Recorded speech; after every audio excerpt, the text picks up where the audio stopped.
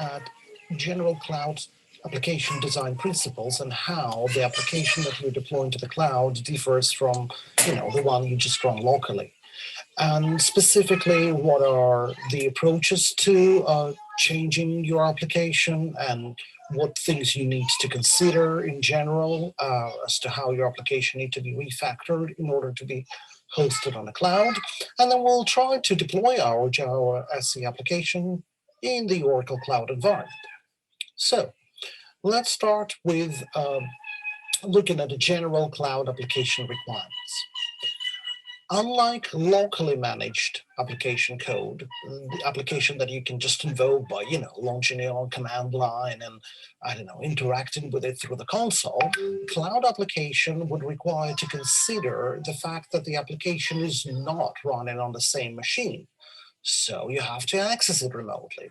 And therefore, you have to think about what transport protocol would you use to access it, how the call will be managed, what is the format in which you'll send data to the application or receive it back, enable various handlers for the remote calls. So how the application will accept the remote calls, how would it produce responses. Think about it this way. You may, let's say, for example, typically for the internet communications, you probably would use HTTP protocol, right? But then the question is, which specific format of messages would you use to transport over HTTP? You can transport text, you can transport binary message, I don't know, comma-separated format, JSON, which is JavaScript object notation, or XML, I don't know, that depends. You have to decide what you want it to be, how exactly you exchange information. And then in your Java program, instead of reading and writing information to and from the console or just handling local files, you'll have to write code that will accept network calls, interpret the messages that are coming in, translate these messages as actions that the program needs to perform against its methods and components, invoke such methods, and only then transport information back, again, forming some kind of network messages and sending them back to the caller. So this kind of interaction loop have to be considered. Now, that also means that potentially your server-side program can be simultaneously invoked by various concurrent callers. So you have to consider managing concurrency. All of these different inbound calls arriving at the same time. How are you going to handle that? Well, I guess you need maybe multiple threads to respond to these different concurrent calls. So that's, again, something to consider within your application. Finally, a locally run, locally executed Java application, well, you can just, open the terminal window and start it up. But what about the remote one? You want to send an HTTP call to it, but surely that means that on the server side, within the cloud, something has to be running already to accept that call. So your application has to start up first. And then, yes, it accepts the call and it starts responding. So how do you start the application? How do you shut down the application? What is that application life cycle? How it's going to be managed? How are we going to manage availability of the application? What if it's down? Maybe there's some process on the server that can start it for us. Yeah. How do we scale it? How many instances of the application we need to launch? All of these questions need to be answered eventually. There's quite a lot of them, as you can see. And that is how the cloud application deployment differs from just your local sort of self-contained application. So as I say, one thing to consider is the transport and the way in which we process messages. But then the other big area to consider is how the life cycle of the application is managed. So there are a number of solutions to these problems. And there's something common for all of these solutions, and that is the use of server-side containers to automate these tasks. Your server-side containers are programs essentially run within a cloud, providing the environment that can host your code. There are various solutions to these. There are various types of containers you could use, and we're going to discuss them in a moment. But what's common between all of these different containers is that they will try to address the question of an application lifecycle management, how applications started, shuttered, yeah, and possibly networking, and possibly concurrency, and possibly other, tasks from this list, right? It depends on which container you're using. Different containers are designed to, solve different problems. Some containers solve more of these bullets, other containers solve less of these bullets. And yeah, it depends. And you could always use a combination of different deployment techniques and different containers that will host your code. So anyway, well, let's take a look at what these server-side containers could be, yeah, and what sort of tasks we could try to solve with them. And we'll start here by just sort of trying to understand what exactly the cloud infrastructure would look like, and then the role of the containers within that infrastructure. So within a cloud, you will have various machines, real or virtual machines, depends, could be both actually. So there's obviously some hardware, and then the cloud hardware provides us with either real machines that we could get from the cloud, or maybe virtualizations. Yeah, so several different virtual machines may be mapped onto the same sort of physical machine. Could be done both ways. Within these machines, physical or virtual, obviously what we do is we run some operation system. It could be different operation systems, but let's say, for example, Linux, right? But of course, this could be other OSs. And you could just take your Java virtual machine, start it up on the Linux host, and within that JVM, you can run your server and you can host your application within it. So the idea is that something on a server, maybe some kind of script, needs to pre-launch the Java virtual machine with the application running within that Java virtual machine. And then that application will have to exploit some kind of a server, which will, I guess, accept requests, responses, let's say an HTTP requests or responses, and help the application interact with callers. And that's the most kind of obvious basic way in which it could be done. However, you could do more advanced deployments within a cloud, and a more advanced deployment technique comes from the concept of a Docker. Now, what's a Docker? Well, imagine that you're using a process within the operation system, which represents a kind of virtualized environment. The Docker is not exactly the entire virtual machine. It's more like a projection of the virtual machine functions into an OS process, essentially. From perspective of the host OS, Docker is a process, basically. But from perspective of a program hosted within the Docker, it feels like, from that program's point of view, that it's running on a machine, which this Docker represents. So it's a process within a host OS, but from the point of view of the Java application running within it, it almost feels like a computer, yeah, which hosts that. And the point of the Docker is that it's much more lightweight than the entire OS itself. So within a given OS, you may start multiple Docker images, multiple instances. And the idea is that you can relatively quickly start and stop them. So if you need to provide dynamic provisioning of resources, like you need an extra instance of your application because, say, for example, number of concurrent user spikes and you want quickly scale up and just provide extra instances. So you could start extra Docker instances, I guess, running your application code. And then when you don't need it, you can quickly get rid of them. And this process is much more dynamic and quick than starting the entire host OS, right? So there will be sort of quicker responsiveness to the requirement to scale up or down. Each Docker, as I say, from perspective of your Java program, feels like a machine, basically, but in reality, it isn't really. The Docker images can be managed via a management process. An example of such management process is a product called Kubernetes, which is basically an environment which allows you to describe the Docker images you want to run, how many you want to start, what are the rules about scaling, what are the rules about the control, how you kind of manage this collection of different applications hosted in Docker containers. So that's the job of Kubernetes. Java Virtual Machine role is as usual. It provides the environment to execute your code. There's nothing special here. It's exact same idea of Java Virtual Machine on the client or Java Virtual Machine on the server. That's really not much of a difference. You run an exact same Java code in terms of bytecodes, and the JVM translates it to the current environment as you do. However, what you also need to consider is that your Java application will have to communicate through the network to whichever callers invoke it.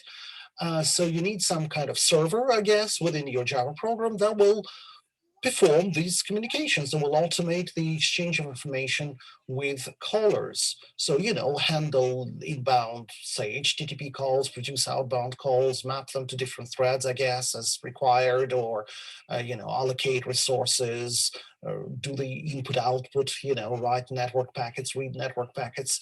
That's all kind of handful stuff, right? So you want an automation of that, and that's what your Java server could provide. And there are different Java servers available on the market, and we'll discuss what are the options in a moment. And then finally, your actual application code will be hosted in that environment, and will essentially use that Java server as a source of input-output, really, as the way to send information to the client or get information from the client to interact with clients, and as an environment which basically hosts your business logic. Okay, so now let's zoom into the actual offering of different cloud application servers. So what do we have out of which options we could choose? Generally, there are three main approaches to running Java in a server tier: Java EE, Java SE, and Java MP. Now, Java SE is really the unusual choice for the server tier. Java SE Standard Edition is just your sort of client-side Java, something that you've been writing throughout this course all alone, self-contained Java application running within a client. Can you deploy it onto the server tier into the cloud? Well, yes, but then you have to write some code to interact with the clients calling you through the network. And there are products that you can embed into the Java program to do these interactions.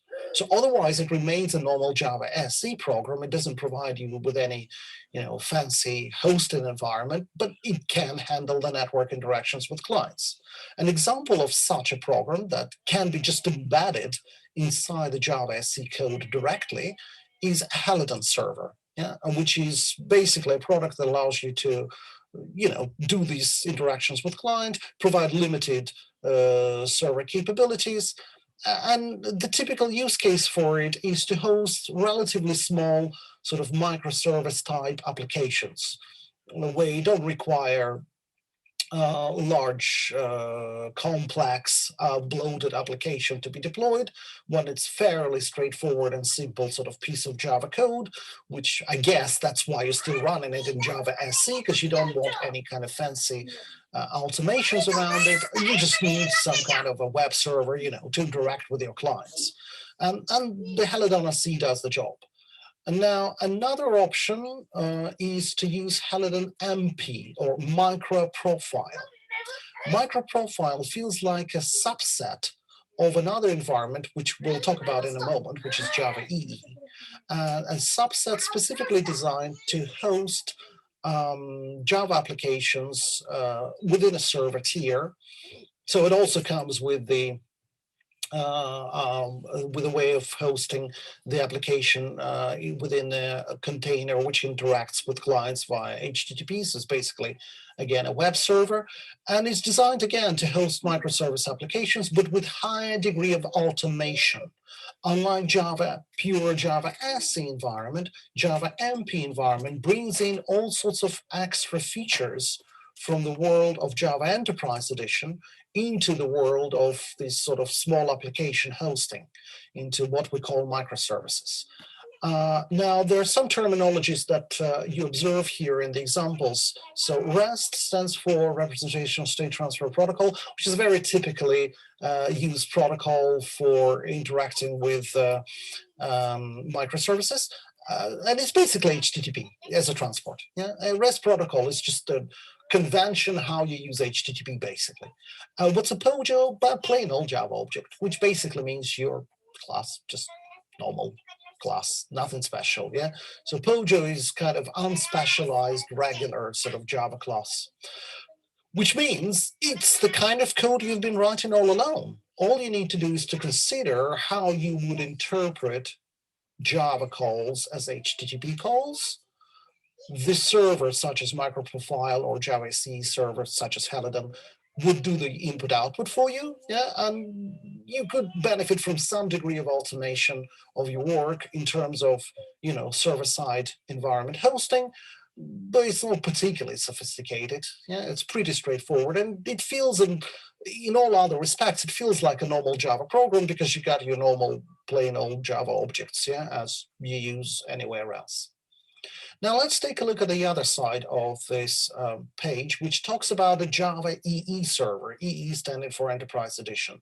And there are lots of different Java EE servers available in the market. Well, obviously, since this is an Oracle course, we'll plug in the Oracle WebLogic server here, saying it's one of the Java EE servers available, manufactured by Oracle in this particular case, and other offers, of course, available as well. So what's a Java EE server doing? Well, that's much more sophisticated environment. It is hosting your plain old Java objects, all right, you can still use them. But on top of them, you got a number of more specialized types of Java objects you could use. You've got things like enterprise Java beans, EJBs. They're specialized Java objects to contain actual business logic or application, so explicitly designed just to cater for business logic. You've got Java Messaging Service Objects, JMS, which allow you to create messaging servers. JCA adapters, which allow you, JCA stands for Java Connectivity Architecture, and that represents adapters, which is connectivity with various external systems, which are presumably non-Java. So you could have very sophisticated kind of back-end integration environments. All of these components, EJBs, JMS, JCA, etc., there's something common between all of them, and that is they're not really front-end user-facing in any way. They're just sort of a back-end of the application containing the business logic, interacting with back-end systems, with external servers, with other non-Java systems if necessary.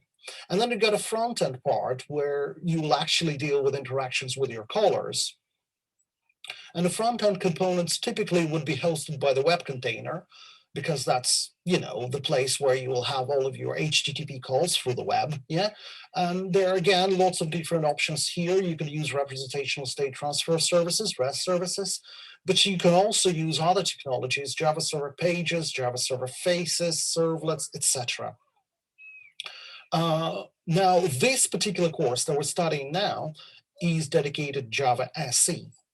So all of these other options, well, they're kind of out of the scope of this course. But the reason we present them is so you know that there is this kind of big market of other types of containers that go beyond Java SE that provide significant degree of automation when you're writing server-side applications. So, for example, security management, concurrency, transaction management, all sorts of different automations that come with this Java server environments. Java MP or microprofile can be considered essentially as a subset of Java EE features, just designed to host microservices using REST, and pretty much that's it, yeah? And then in Java SE, you could still do the hosting of the microservices, but again, you have an even smaller subset of features, basically nothing beyond just a simple capacity to interact with the client using HTTP. So the level of sophistication is what makes these environments different. You can find more information about these environments in courses that cover web service development. So we provide these, developing web services, and and the Java EE course, developing applications for the Java EE7 platform. That's a course where you can learn more about the Java EE side of things. Which actually, as part of it, also covers web services, but it's dedicated not just to web services, but just talking about Java in general, and web services becomes like one of the topics. And as I say, then other courses cover web services in more detail.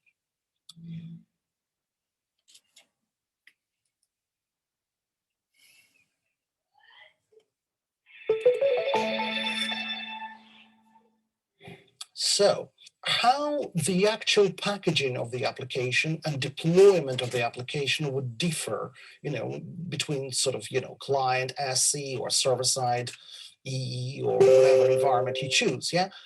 Okay, well, you know that you can package Java SC application as a JImage, right?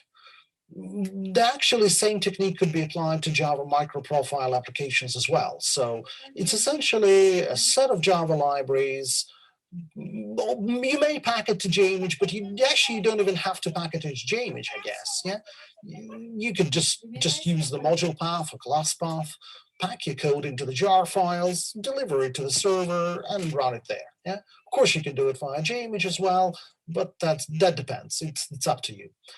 You know that you can run modularized application without actually creating JImage with JLink, or you can run the good old-fashioned class path sort of mode. It's your choice. So anyway, well, obviously you can pack the application and deliver it to the server as one image or as a series of jar files, whichever, and then you launch the Java virtual machine. And actually, this is what could be, for example, this is what could be the code base for your Docker. So when you're creating a Docker image, that is what it will contain. And that's JVM with the code, or that JImage with the code inside. All right, so you package your code, you deliver it to the server, and then you start up the Java virtual machine. And the idea is that the server should actually be launched as a class from within your application code. So it's technically not really different from, let's say, you reading or writing a file. Yeah, you open the file and you start reading or writing. Well, there's kind of a degree of similarity here. Your Java code accesses the relevant HTTP server functionalities, but just basically creating an instance of an HTTP server, as a class, yeah, and then attaching different behaviors to it, saying how would you like to handle operations, calls that are coming into the server, yeah, what would you like to do in response, and tied to the business logic that your application provides. Therefore, in this particular scenario, Java SC or Java NP scenario, microprofile, yeah, your application is essentially pretty much self-contained within its own JVM, possibly attached to its own Docker image. So that's how you run it. Now, in Java EE world, the deployment is a little different. First of all, you would expect Java EE server to be pre-started on the application server tier. So you'd expect that to have a Java virtual machine, which already runs the program, which is your Java EE server. So it starts up and runs. The idea is that that server is never shut down, well, unless you got some kind of critical maintenance, but obviously it's just running, yeah? Now, you form your applications as archives, but they're more specialized than just a simple jar files, which is what you use in Java SC. It's the same principle. These archives you form for the Java EE environment are also zip files, but they're more specialized. They're not just simple client-side jars. In fact, they're categorized into jars, Java archives, web archives, WARs, web archives, and EARs, enterprise archives, where the EAR file is essentially a wrapper around all other components of your application. So you have one EAR file per application you'd like to deploy, and the application is internally structured into web archives that contain web-based components, so those that you want to directly interact with your users via HTTP, right? And then any other archives that may be embedded inside the ER file, or actually embedded inside a particular WAR file. And these other Java archives contain the rest of the code of the application, not necessarily the web-facing components, but any other backend logic, any other data classes, whatever you need to make the application function. One or more such application, one or more ER file can be co-deployed within a same Java EE server. So the server becomes a hosting environment for a number of applications. So one JVM runs multiple applications potentially, whilst in the Java SE or MP scenario, that's not normally the case. You just have, you just have one application running per JVM in these scenarios. So yeah, it means that your approach to the application management is somewhat different, right?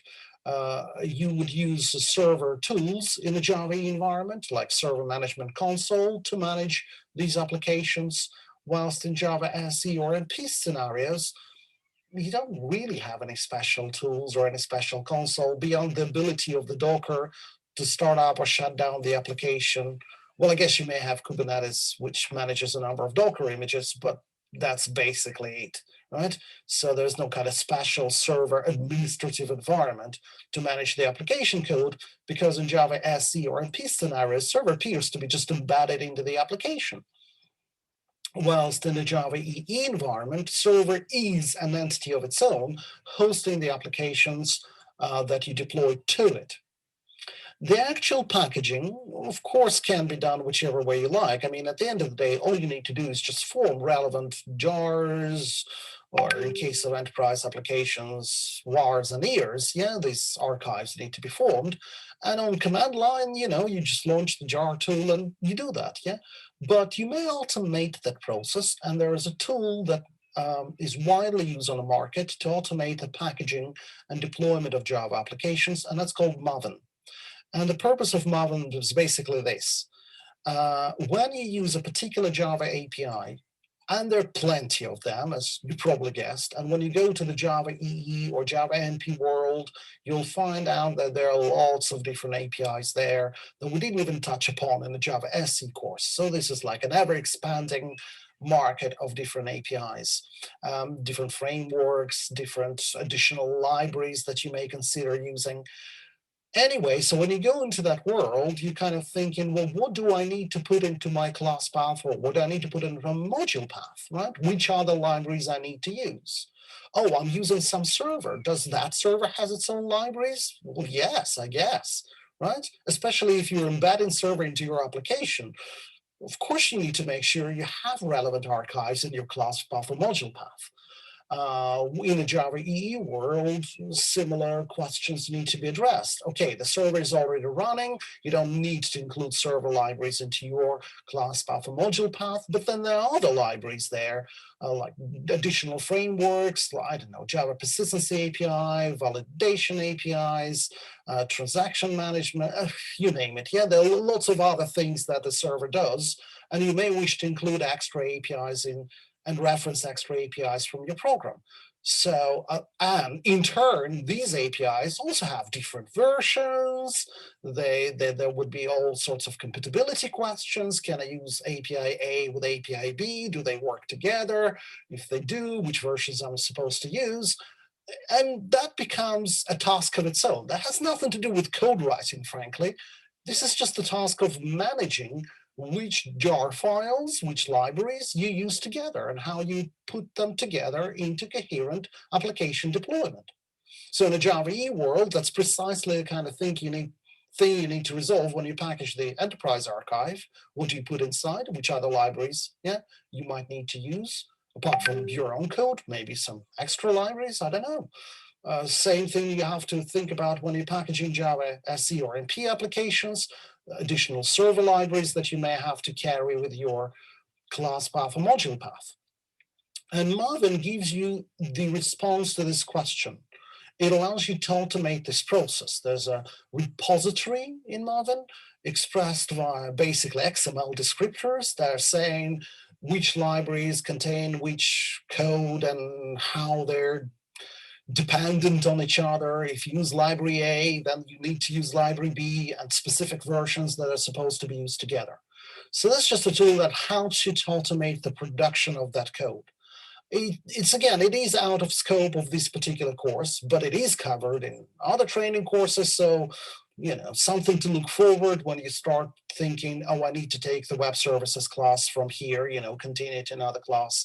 And then it's not just the code writing, which is obviously what the Java SE course is grounded in, but these are other development areas, if you like to think about it as a wider sort of DevOps requirements that are not just to do with the way you write your code, but have to do with maintenance, with packaging, and obviously then we'll have an opportunity to discuss further automation tools such as Maven that come with these extra sort of server-side deployment and code management requirements.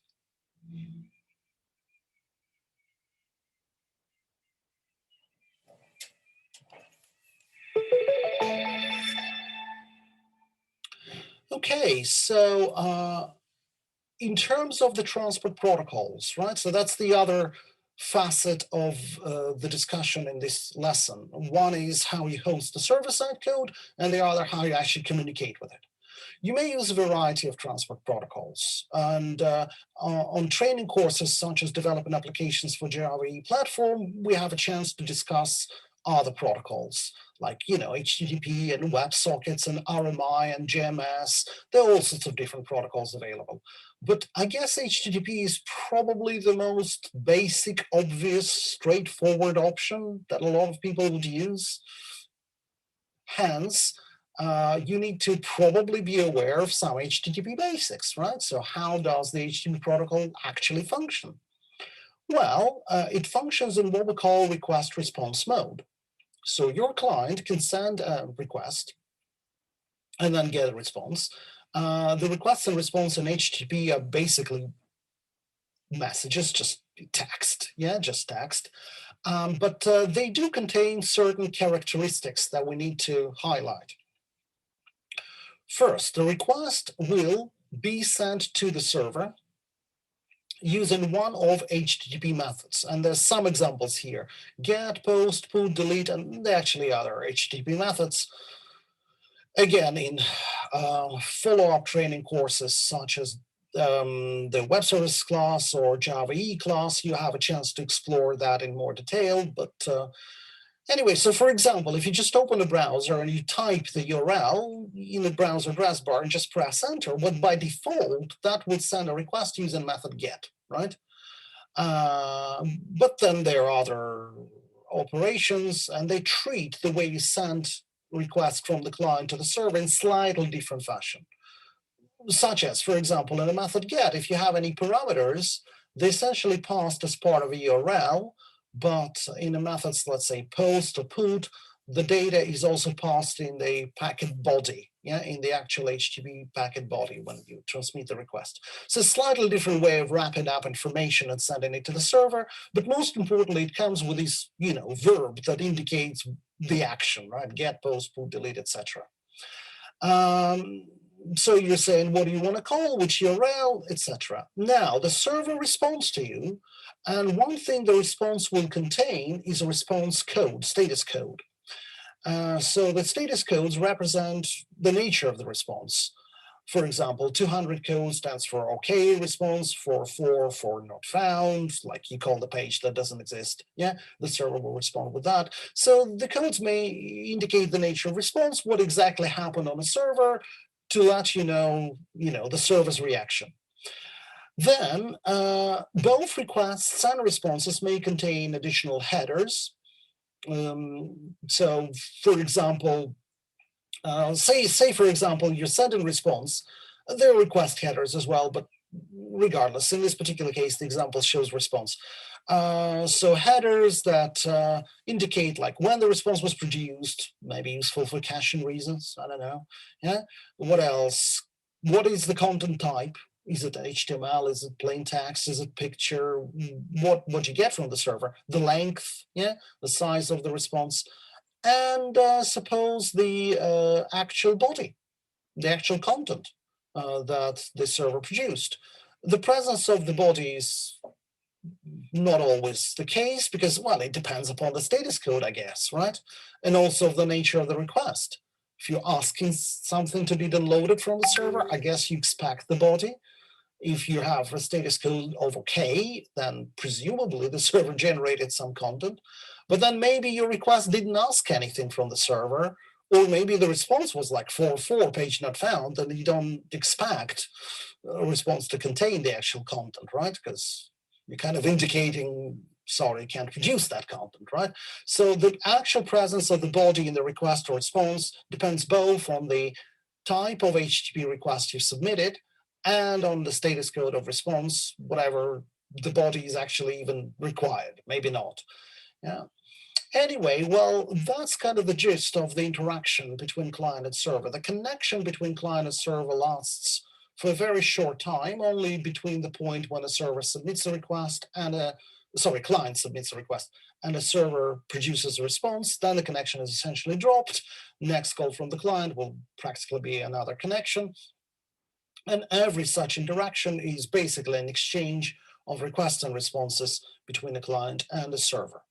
Many cloud-based applications use this protocol to interact with clients. And in fact, the representational state transfer protocol, REST, is entirely based on this HTTP premise. So let's take a look, actually. So this is what the REST protocol is all about. Imagine on a server, you have some kind of resource, like your product class maybe, and you would like to access that resource from the client. So the first thing that REST protocol says is that it should map resource to the URL. Fine, so we could map the product to some URL, let's say product URL, whatever. And then for that URL, you will code logic within a server to respond to methods get, post, put, delete, possibly to other HTML methods like head and options. You code the server to respond to these methods. And what I'm about to tell you is not really a standard, it's a convention. So the REST protocol, unfortunately, does not actually have a standard. There is no an ubiquitous specification that everybody must follow. There is a convention which says, well, maybe this is how you should use HTTP protocol. And the convention suggests that when you invoke a server resource via method get, then it should query something on a server and return you. So in other words, if I call that URL with method get, I should get some product back. Or products, I don't know, it depends on parameters, I guess, yeah? So you may have some parameterizations bolted onto that. If you call the same URL but with method post, you're supposed to provide a request which contains a message body, which is information about that product that you'd like to create, right? So post probably creates a new element that should be the server reaction to receiving post. If you do put, the server should react in updating the relevant product. If you call the server resource with use an operation HTTP call method delete, then presumably you're requesting the server to remove that product instance. Yeah. Head is works exactly as get, except for the method head. The server returns you only headers, but no actual body. So get retrieves the product, and it comes with some headers, I guess.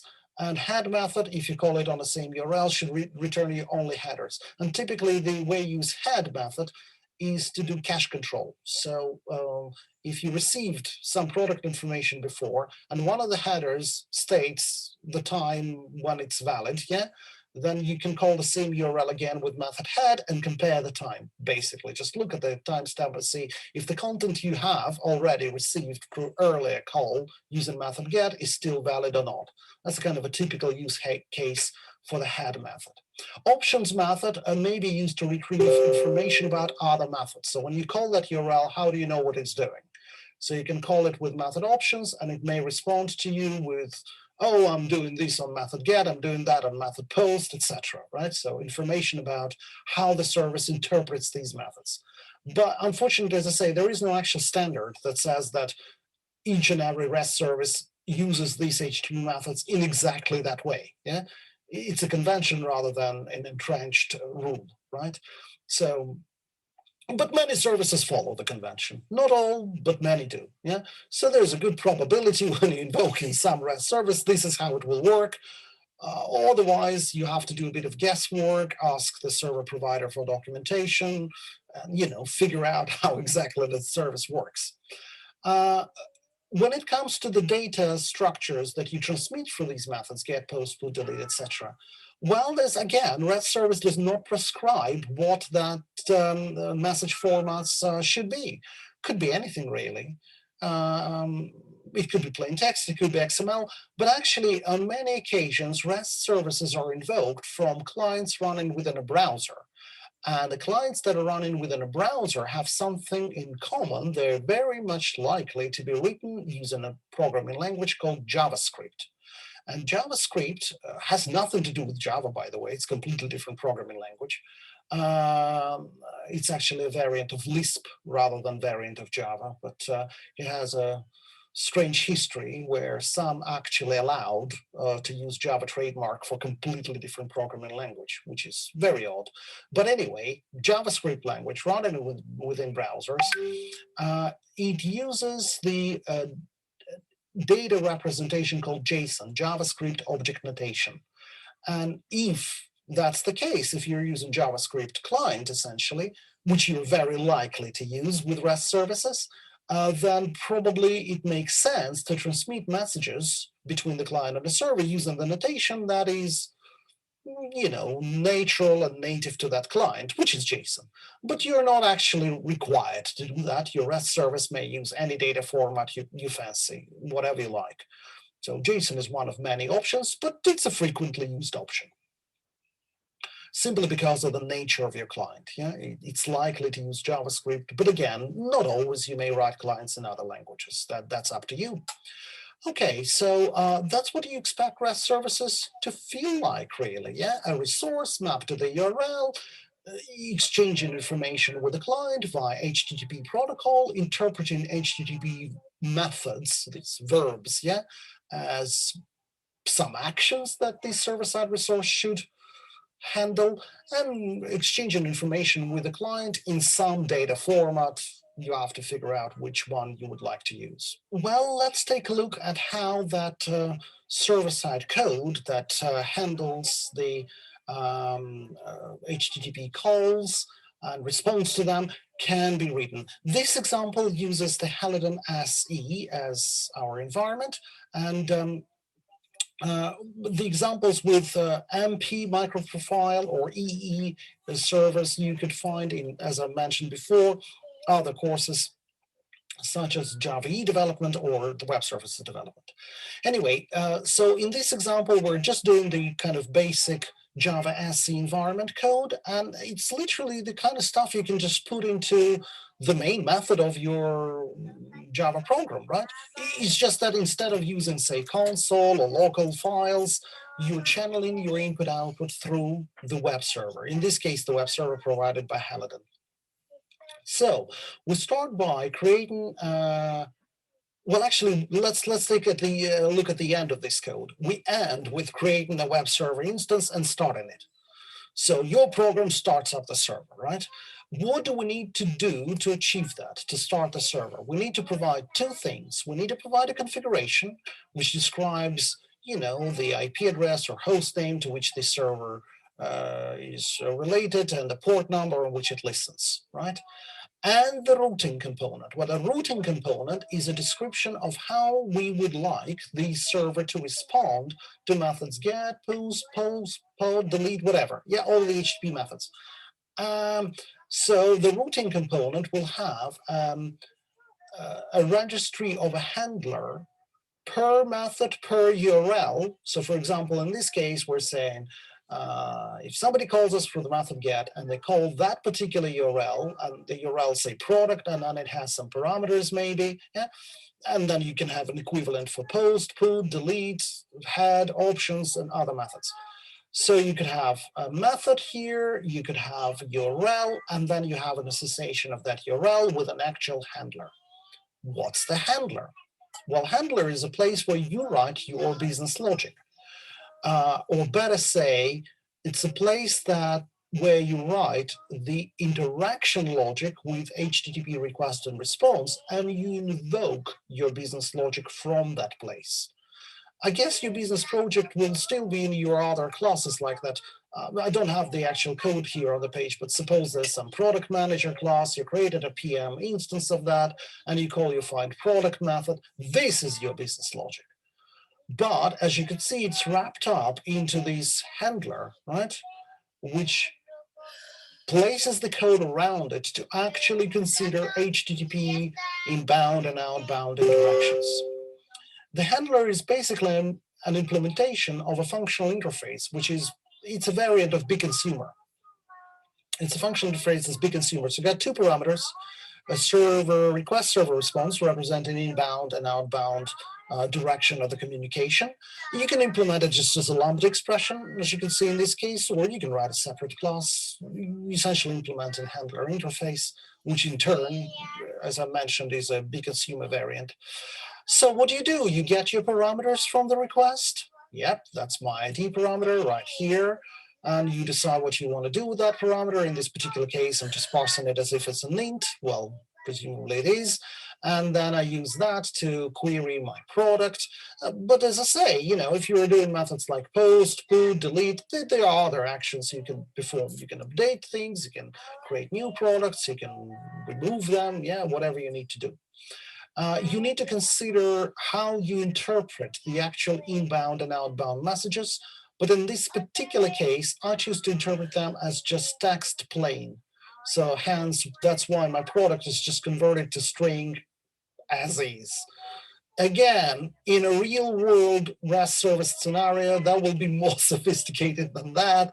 You will have like JSON objects or XML objects or something like that. And then you'll be converting your Java data structures to JSON or to XML or vice versa. But this is like a very basic example. Let's say it's just text. You need to respond to the client with some kind of status code, or in this particular case, 200. Again, I would imagine you can make this code more sophisticated. You can have like different cases where the product is not found. Maybe you want to return some different code, like an error indicator. Consider that, yeah. But otherwise, you form an HTTP packet, you set your headers, and then you send the result, which is basically, in this particular case, just a text representation of the product. So this is how you could relatively simply just take any existing Java SE code and wrap up that as an actual service and put it on a server. This program could go on a server. You can run it on a server tier, and that will be responding to client calls on whichever address, port, and URLs you've mapped with the logic that you coded in your handlers. Okay, so I guess we've observed in this lesson general approach to how you turn your application into something that can be deployed on a cloud. You have to consider the environment in which the application is hosted. You can bring in a lot of automations around that environment. The code example you've observed is bare bones with no automations at all. Practically no automations at all. If you consider using Java MP microprofile or Java EE, you'll have much higher degree of automations in the environment management, etc. But nevertheless, you could relatively simply reframe your program input output to channel it through some kind of the web server and deploy it to the cloud. Now, in this particular appendix, we actually do have an exercise, which is kind of unusual because other appendices don't do exercises, but this one does, and it tells you to take your existing application and wrap it up into the Halogen SE, which is pretty much the example of code you've just observed, and run it within your cloud in a way you can access through the browser, I guess, yeah? Because as I say, we're just using plain text, HTTP, so that's pretty much accessible from anywhere.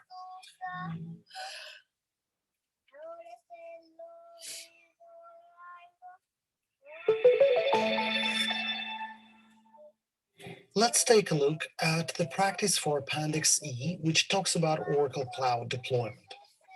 So in this particular practice, we're looking at a topic that goes beyond the kind of normal Java certification process and explores things that go beyond standard sort of Java SE.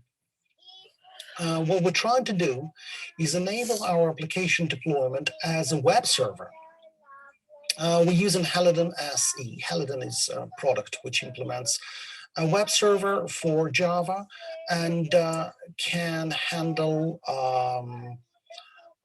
Java SE applications actually, but to deploy them on a server tier and handle remote calls. Yeah, and what we want to do is turn our product management application into such sort of basic service. Yeah, right. Well, let's do that. So where do we start? We can continue with the previous exercise project. Just continue with that. If you haven't finished the previous exercise, which is lesson 15, the last exercise, 15.2, then you could open a solution for it. So either continue with the solved exercise or open a solution for the last exercise 15. Okay, now what we're going to do is create a new library, because Halogen is a product which is not part of the Java development kit. It's additional product. It's additional set of jar files. You can download Halogen libraries from the internet. This is kind of available from GitHub and other places. But the Halogen libraries were already downloaded to this machine, but they were not registered with NetBeans yet. So how to do that? We go to the project properties, and we go to the libraries section, and we need to add module path libraries. Well, we got modular deployment project, so we need module libraries, and we add a library, which we don't have yet, so we need to create it. And the library name, let me just check what we were told to call it. We told to call the library. What name do we give it? Halogen SE, yeah? Okay, let's call it Halogen SE, as in Java SE, standard edition. The Halogen comes with several different distributions. There's also microprofile distribution, Halogen MP, yeah? But this is like a most basic Halogen sort of subset of libraries. Then we need to add some jar files, and the jar files that we need are in the folder Home Oracle, and then underneath that the folder Labs, and then there's a folder Halogen, and you just basically add whatever jar files you'll find here, all of them, well, quite a few, yeah. So you can see there are quite a few different libraries that you asked to add, because there are quite a few dependencies that Halogen has with other modules, and yeah, so we add all of these libraries. Okay, so they're now in the module path. Next thing we need to do is that we need to adjust the shop class application to actually, use Halogen, right? And firstly, we need to make sure we can use the Halogen libraries. There's an extra requires module directive that needs to be added to our module info. Yeah, so we'll add that additional requires directive. It's a little ironic that the module is called Labs Client, because really we're turning it into the server now, but oh well. Now, in the shop class, we need to place comments on all lines of code inside the try block there, except the following statements that initialize resource formatter and initialize the product manager for the service loader. Everything else commented out. Well, the rationale behind why we put in comments on the rest of the code here, why we're commenting this whole thing out, is because this is the type of code that we expect to use when we interact with local console, with local file system. What we want to do instead is interact with remote clients. We will be dealing with server calls that we'll acquire from, remote callers. Now, there's a warning here that says that that we're not actually throwing the product manager exception.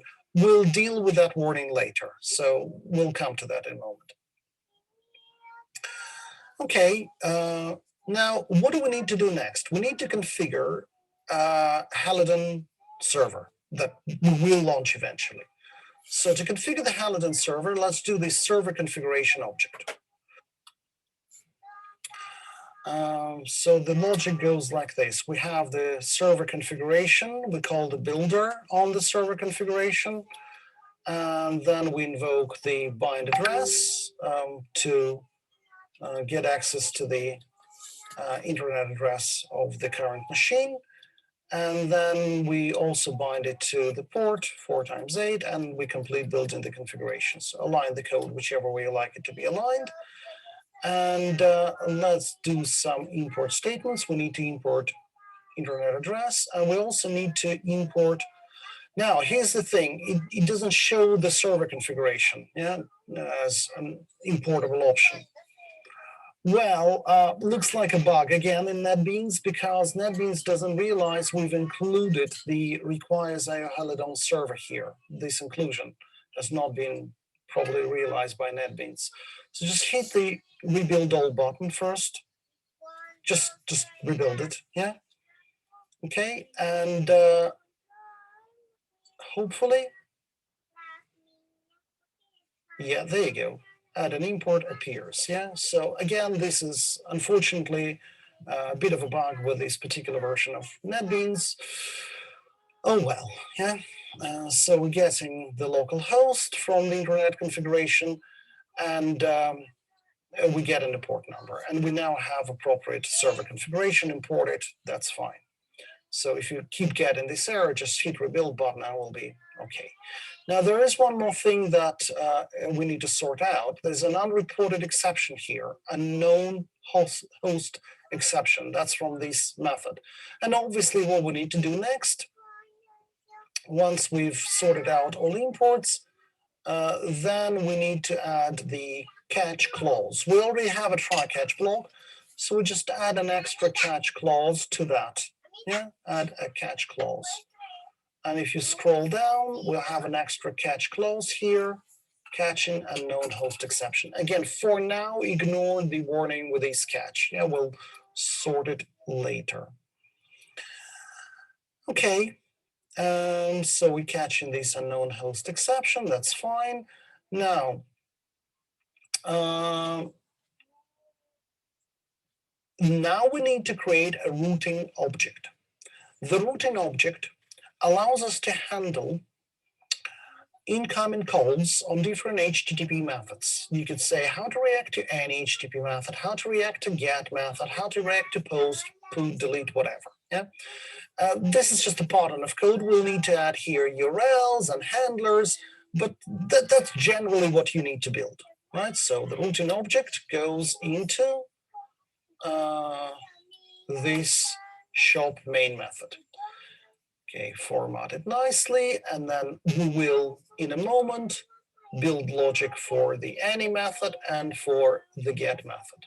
I know at the moment the logic isn't there, but we will get there. I think the import will be required of the routing object. That's fine. Import that, and we'll add some logic here. Now, with the method, with these methods, we basically need to implement an IO Halogen server handler interface, which is a variant of bConsumer. And we can do it as a lambda expression, really. First, let's build a reaction to a call to a root URL / invoked on any HTTP method. And what we want to do is implement this handler, which accepts server requests and server response objects In a Lambda, you don't have to mention the types. You can just name parameters, whatever you want.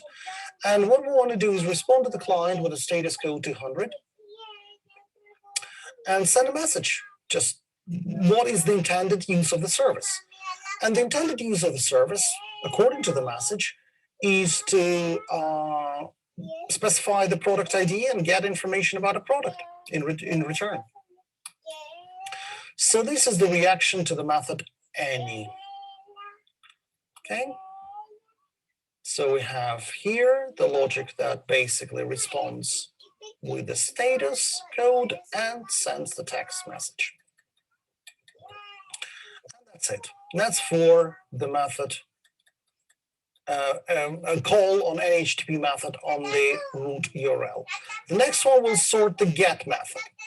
Well, as you probably already guessed, we will be retrieving the product information there in the get method.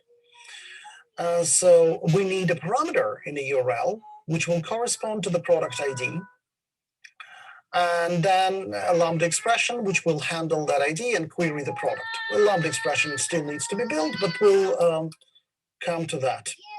So we need URL that contains a parameterizable bit, which is the product ID, and we will implement the logic. How do we query products? But I guess you already have a hunch what we're going to do. We're going to call the find products method there. Yeah, we're using that ID.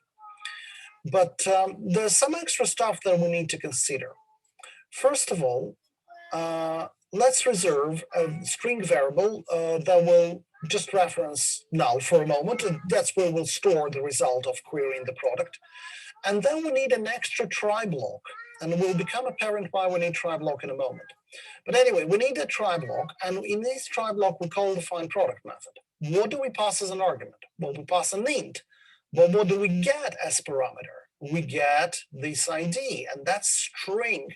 So we need to take that path parameter ID, which is text, and convert it to an int, and then pass it to the find product. Find product returns as a product object.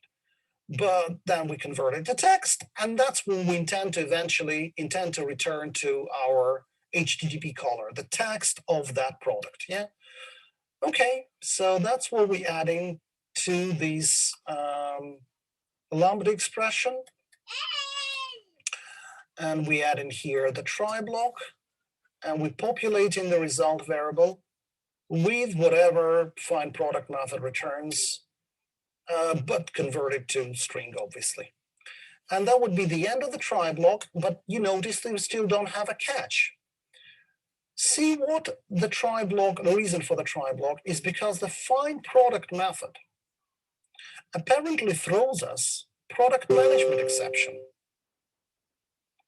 Oh, and that's the try block that we need to complete with this catch. And you can take these from the existing catch. It's already there. You can just basically cut that and put it right inside after this try. So we just moved the code which was querying the product from the main method of the shop. We moved it inside the Lambda expression was implementing handler for the method get. So hence we have to have Lambda expression calling the find product, and hence we have to have try catch intercepting exceptions that may arise from like product not found, etc. Yeah, cases. So we either find a product or we don't, right? But either way, we need to inform the client about well, either the product we found or maybe a message that we didn't manage to find it. So we need to produce some response to the client. And there might be two responses here. There might be the case where everything is fine and we're just telling the client, look, there's this product, yeah? Or there might be a response which is indicative of the fact that we didn't manage to find a product. So one goes into the catch. So apart from just writing a log on a server tier, inside this catch, we'll also want to tell the client what's going on. You need to report that you didn't manage to find a product with a given ID to the client. And then after that try catch, when we finish querying, we're ready to send a response to the client. So we'll do that. We'll send a response to the client. And what do we send to the client? We send a status, HTTP status to 100. We send response headers, including the type of content, text, plain. Well, we're sending plain text to the client. In this case, encoding UTF-8, and we send in this result object, which is basically that text to which we converted our product. HTTP needs to be imported. That's another import we need to have. That's the component that enlists all status codes, basically. Yeah. Right. So that's the logic of our routing object. If we call our Halogen server with just slash and no parameters, it will tell us that we need product ID. And if we supply product ID, it will try to use it to query the product. If it's able to, it will return us the product as text. If it's not able to, it will return us the message that says product not found, which is quite a reasonable behavior. Right, next. So we need to start the server. And for that, we need to configure it first. So we configure the Halogen server. And we configure it. Again, you need an import, of course. We configure it with the method create, and we put together two objects, the configuration object, which we initialized earlier, and the routing object, which again, we've initialized earlier. And now all we need to do is this web server dot start. Now, yeah, that's kind of a minimum requirement. You can just run it. Just hit the run button, and there you go. It's running. Now, if you want to shut down the server, this is this button here to shut it down. Actually, it's all in the notes. Yeah, once you start the server, it tells you to run, and then it tells you how to shut down it once you don't need it anymore. And you can run it externally if you like from the terminal. It's just your, normal Java application. Just run it, run in shop class as usual, pretty much. Now, there's one more thing that we need to do. And we need to actually test it. Okay, the server is running. Now let's access that. And do you see this IP address and a port number? Copy that. Then launch the browser. Just any browser. Firefox is available on your desktop. And paste the address here. Okay, press enter. You will access the root URL on that address, and it will say specify ID to retrieve product information. Shall we? Product 101. There you go. That's your product. Huh?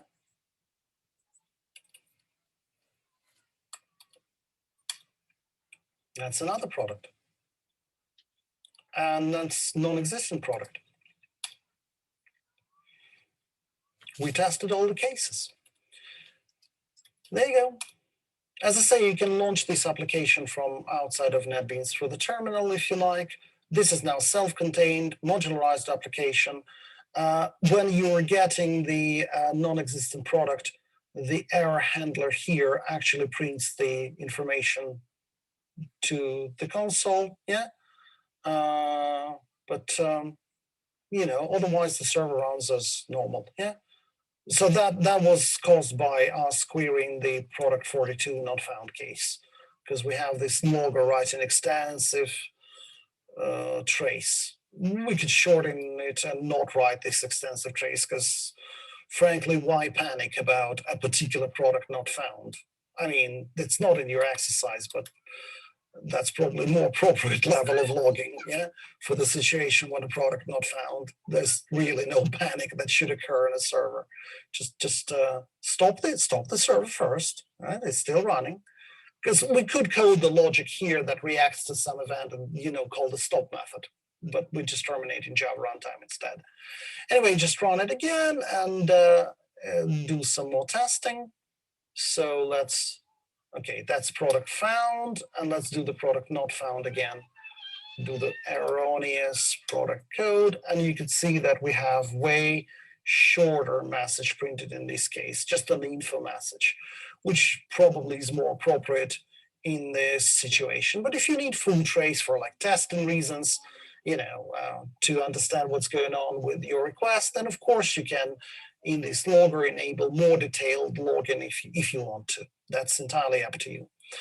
And yeah, that's pretty much it. So once you finish testing, shut down your server. And if you theoretically want to, like package it and put it on another machine and, run it on its own, that what you need is Halogen libraries and your shop libraries in the module path, and you run -module